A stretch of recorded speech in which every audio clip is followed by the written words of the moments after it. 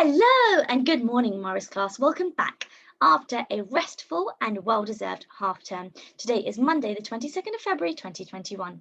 Our learning objective for this lesson is, can I listen to the story of Katie and the Sunflowers? Fantastic. In front of you have the front cover of the story, Katie and the Sunflowers, and it is written by James Mayhew. Okay, for this lesson, all you need is fantastic listening ears, fantastic looking, and then at the end, you're going to be sharing your opinion and feelings about the story.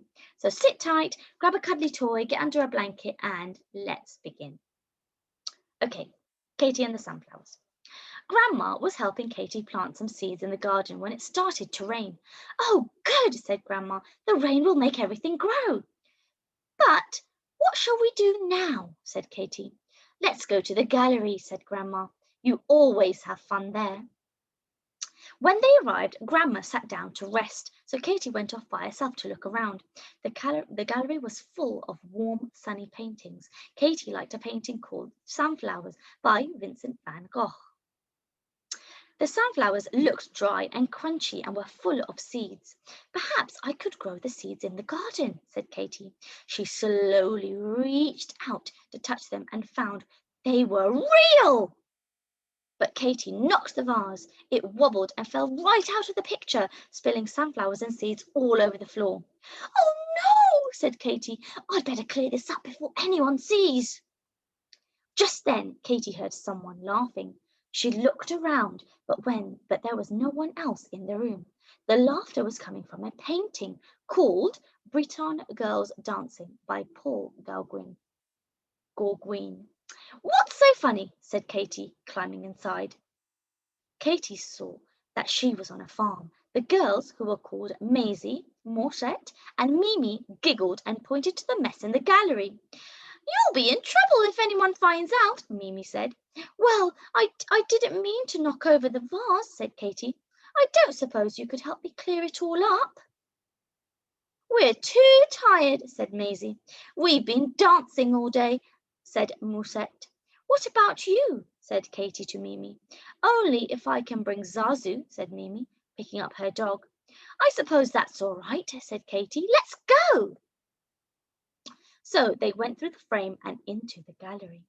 Mimi and Katie gathered up the sunflowers, but Zazu wanted to play. He snatched the sunflowers and ran off with them.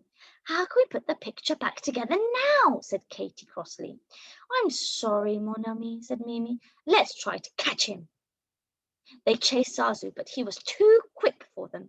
He suddenly took a flying leap towards a painting called Café Terrace at Night by Vincent van Gogh and disappeared inside. Katie and Mimi jumped in after him. Zazu refused to let go of the sunflowers. He darted in and out of the tables and chairs, knocking plates and cups flying. Then Zazu ran between the waiter's legs. Zut alors, said the waiter, dropping a plate of cakes. He was very angry. He chased Katie, Mimi, and Zazu right through the frame and back into the gallery. What are we going to do? Panted Mimi. I've got an idea, said Katie, pointing to a painting by Paul Cézanne. It was called Apples and Oranges. Come on, I need your help. Katie put a hand into the painting and grabbed one end of a cloth. She told Mimi to hold the other end. Now pull, yelled Katie. The bowls of fruit tipped up and apples and oranges came tumbling into the gallery just as the waiter caught up with them. He slipped on the fruit and spun around until he was dizzy. Zut alors, he cried. I wonder where Zazu went, said Mimi. He must be here somewhere, said Katie, as they dashed away. Alas, said Mimi, I shall never find him, and he'll be lost in the gallery forever. Nonsense, said Katie. I can hear a dog barking. They followed the noise, and there at the end of the corridor was Zazu. He had dropped the sunflowers and was barking at a bright red dog in a painting called Tahitian Pastorals by Paul Gauguin. The other dog barked back, and Zazu jumped inside the picture. Your dog is nothing but trouble, said Katie as they clambered after him. Zazu and the red dog barked and played. Welcome to our island, said two women. It was very peaceful, full of scented lilies and blossoms, with the sea lapping on the beach. Phew, said Katy. It's very hot here. Let's go for a paddle.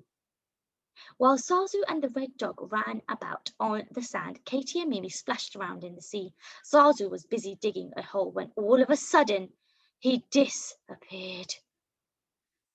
Where has he gone? Said Mimi. Katy looked in the hole. It was very large. Right at the bottom, she saw Zazu sitting on top of a big chest. Mimi and Katy slowly opened the lid. It was full of gold coins. Pirate treasure, said Katy, showing the women. What will you do with it? We don't use money on our island. We have everything we need, they said. You can have it if you want. Katy took a handful of coins and thanked the women. Then she, Mimi, and Zazu went through the frame and back into the gallery. Katy quickly picked up the sunflowers before Zazu could grab them again. We'd better put these back, she said. Which way is it? I'm not sure, mon ami, said Mimi. I think we're lost. Then they saw Zazu sniffing at something on the ground. Sunflower seeds, said Katy. Zazu's left a trail of them. What a clever dog. I'm glad he came after all. Mimi gathered Zazu up in her arms and they followed the trail of sunflower seeds back to the Cézanne painting. They carefully put all the fruit back, then went on to the cafe picture by Van Gogh. The waiter was there with the bill in his hand.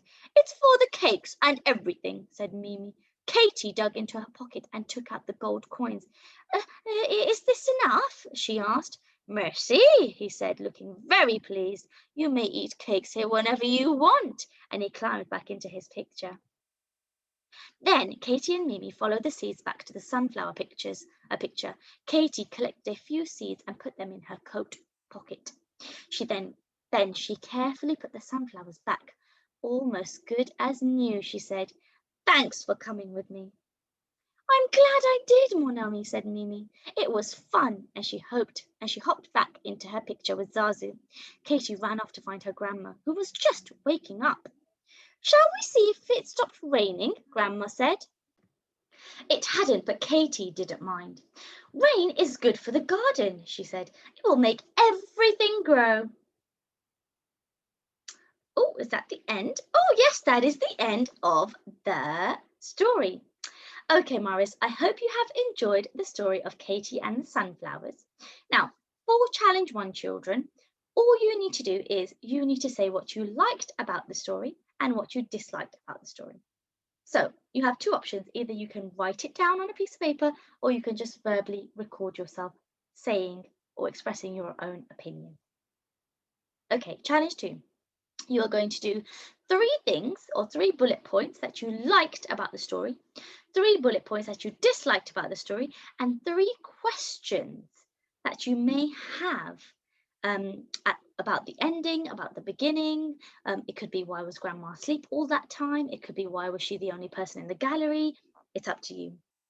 Okay, and then challenge 3, you are going to do the same as challenge 2. You're going to do 3 bullet points, what you liked, 3 things that you disliked, 3 questions, and 3 patterns that you noticed in the story. And then once you have completed all of this, you are going to upload it onto Tapestry. Now, challenge 1 have the option to just record themselves, but challenge 2 and 3, you need to be writing it down and then take a picture of your work like you usually do and upload it onto Tapestry. Okay, Morris, if you would like to hear the story again, then just rewind back to the beginning. I hope you have enjoyed. Let's have a fantastic term, and I'll see you in the next video. Take care, Morris. Bye.